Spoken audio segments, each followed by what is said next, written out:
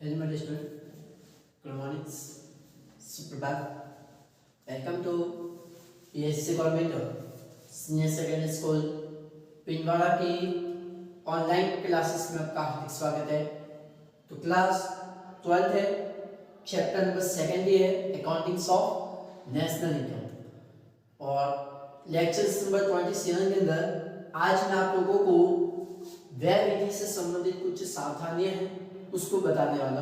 तो वीडियो को स्टार्ट करने से पहले एक बार लाइक कर दे, शेयर कर दे और सब्सक्राइब अवश्य करें। और किसी भी प्रकार का कोई डाउट है तो दिए गए नंबर पर आप मुझे कांटेक्ट कर सकते हैं, मैसेज कर सकते हैं, तो वहां पर मैं आपको रिप्लाई कर दूंगा। ठीक है, चलिएगा हम अपने टॉपिक्स पे चलते हैं कि सर व्यय विधि से संबंधित कौन कौन से साधन हैं। हम लोगों ने व्यय विधि के बारे में कुछ पढ़ लिया था कि व्यय विधि से राष्ट्रीय आय की गणना कैसे की जाती है, ये आपको पता ही है। अब व्यय विधि से राष्ट्रीय आय की गणना करते समय कौन कौन सी बातों को ध्यान में रखना है, तो उन सावधानियों को आज डिस्कस करते हैं अच्छे से। तो देखो, पहली सावधानी है कि सर कुल व्यय का माप करते समय दोहरी गणना से बचने के लिए केवल अंतिम व्यय को ही उसमें शामिल किया जाता है। यानी कि जब भी आपको कुल व्यय निकालना होगा तो कुल व्यय निकालते समय आपको केवल और केवल अंतिम वस्तुओं पर जो व्यय हो रहा है, अंतिम वस्तुओं सेवा पर जो आप खर्च कर रहे हैं उसी को शामिल करना है। यानी कि व्यय दो प्रकार की, तो होते हैं अंतिम, एक होता है मध्यवर्ती।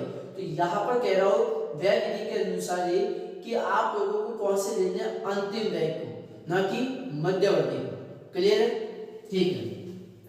दूसरी चीज है कि सर पुरानी वस्तुओं पर किया गया व्यय, पुरानी वस्तुओं पर किया गया व्यय कुल व्यय में शामिल नहीं होता। ये मैंने आपको बताया, पुरानी वस्तुओं पर जो भी आप खर्च कर रहे हैं तो उसको टोटल एक्सपेंसेस के अंदर आपको इंक्लूड नहीं करना। सर क्यों?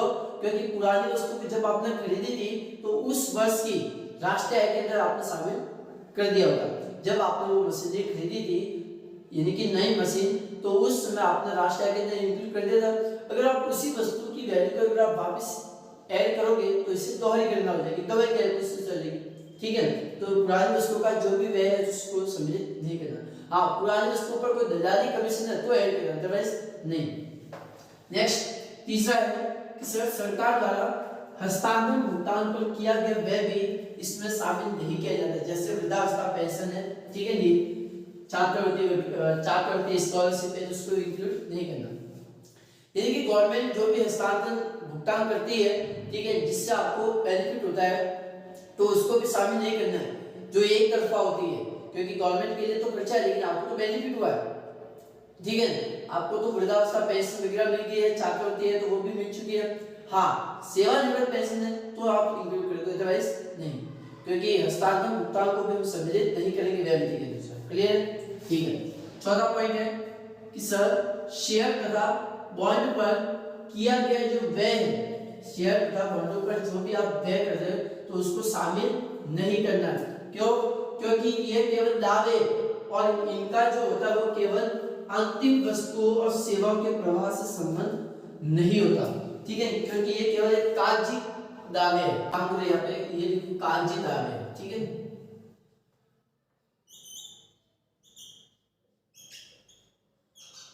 कागजी दावे है। ठीक है,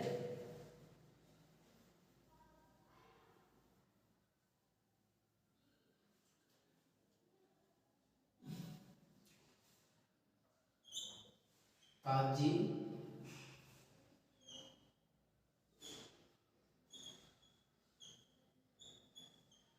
दावे है और इनका यहां पर मैं लिख देता हूं। ठीक है, इनका, क्योंकि ये केवल कागजी दावे हैं और इनका अंतिम वस्तु और सेवाओं के प्रवाह से कोई संबंध नहीं होता। यानी कि जो शेयर और बॉन्ड पर जो भी आप खर्चा करते हैं तो उसका संबंध केवल और केवल किससे होता है? कागजों से होता है। ठीक है, तो शेयर और बॉन्ड पर जो भी आप खर्चा कर रहे हैं तो उसका अंतिम वस्तु और सेवा से कोई संबंध नहीं होता। यानी कि जिस तरीके से अंतिम वस्तु और सेवा पहले थी वैसी की वैसी अब भी है। यानी कि अंतिम वस्तु और सेवा में किसी भी प्रकार का कोई परिवर्तन नहीं होता। ठीक है, तो शेयर और बॉन्ड पर जो भी आप खर्चा कर रहे हैं तो उसको भी इंक्लूड नहीं करना है यहाँ पर। ठीक है सर। नेक्स्ट अगला पॉइंट है कि स्व उपभोग के लिए उत्पादित वस्तुओं पर होने वाले व्यय के आरोपित मूल्य को इसमें शामिल किया जाता है। यानी कि मैंने आपको पहले भी बताया था कि यदि आप कोई वस्तु का प्रोडक्शन कर रहे हो और अपने अपने प्रयोग के लिए कर रहे हैं, क्यों? क्योंकि आपको जरूरत है। तो जब आप अपने सेल्फ के लिए अगर आप वस्तु का प्रोडक्शन कर रहे हैं तब भी आप उसको इंक्लूड करोगे नेशनल इनकम के अंदर।